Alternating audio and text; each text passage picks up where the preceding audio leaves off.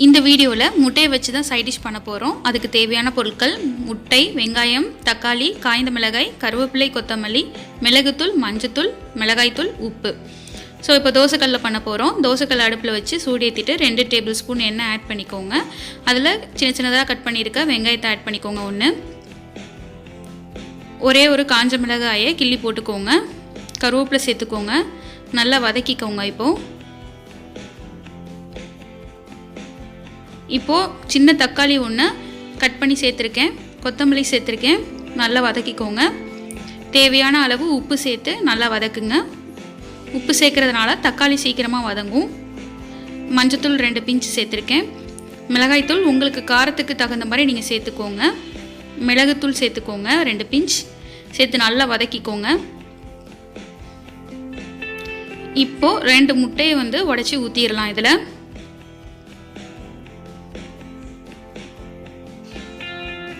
ஊற்றி நல்லா ஃப்ரை பண்ணுங்கள். முட்டை நல்லா தனித்தனியாக வரணும்.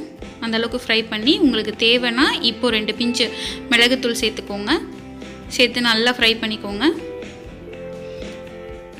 இப்போது டேஸ்டான எக் சைட் டிஷ் தயாராச்சு. இது ரசமுக்கு, பழைய சாதத்துக்கு நல்லாயிருக்கும். ட்ரை பண்ணுங்கள். தேங்க்யூ ஃபார் வாட்சிங். லைக் பண்ணுங்கள், ஷேர் பண்ணுங்கள், மறக்காமல் சப்ஸ்கிரைப் பண்ணுங்கள்.